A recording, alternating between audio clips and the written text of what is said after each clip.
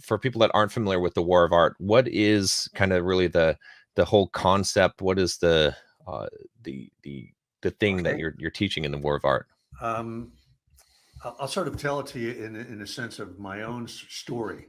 Mm, When I was like 23 or 24, I quit a job to write a novel. I thought, oh, a piece of cake, I'll just write a novel, no problem.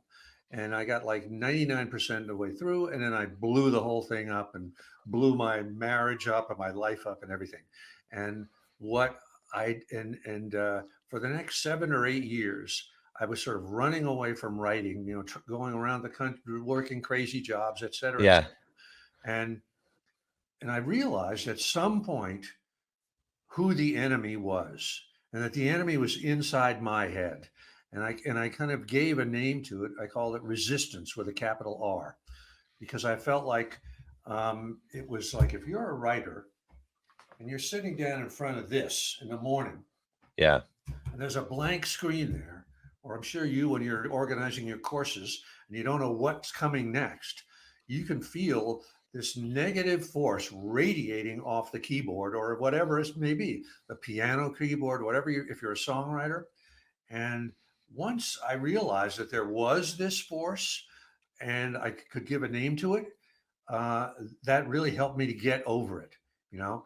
And I absolutely believe that this is a diabolical force that exists Hmm. in everyone's head, and nobody teaches you about this in school.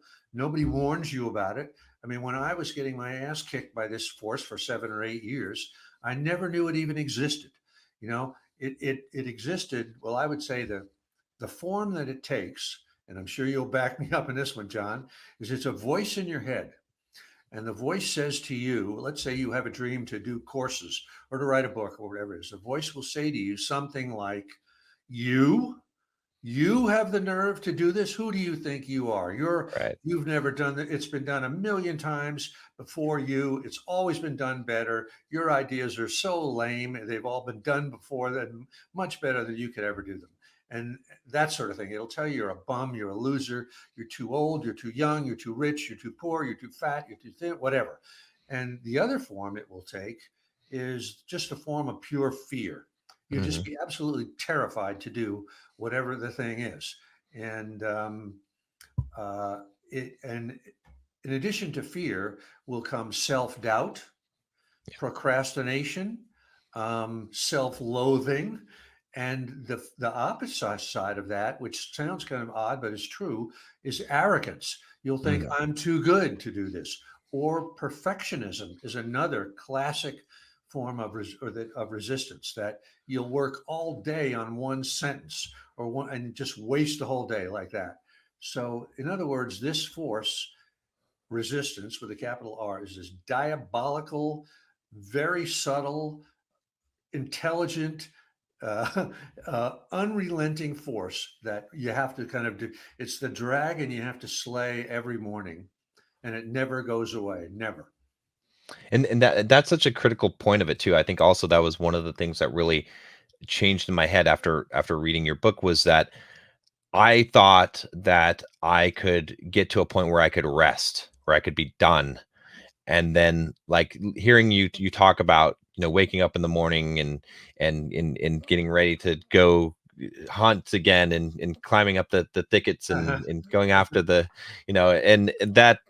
and and stealing yourself for the next day, knowing you'd have to do it all over again. Those words, once I realized that concept, that I think that created a different expectation for me, because then I was like, okay, I don't have to just get through this and I'm done. I have to get through this. But then it's my role to live as a warrior, to fight every single day. And once I had understood that, everything became easier. You know what I Yeah, mean? it does make a big difference just to understand that, it's like fitness. It's like going to the gym, right? Every morning you wake up, you don't want to go. It's like, oh God, let me just stay in bed. I really don't want to do this kind of thing, right? But Yeah, you once you do it, you have to find some mental way, willpower or whatever it is, trick yourself one way or another to do it. And then once you're in there and you're doing it, then everything's okay. It's just the initial sort of jumping into that frozen pool of water. That's the hard part. But it's always there every morning. It never goes away. exactly.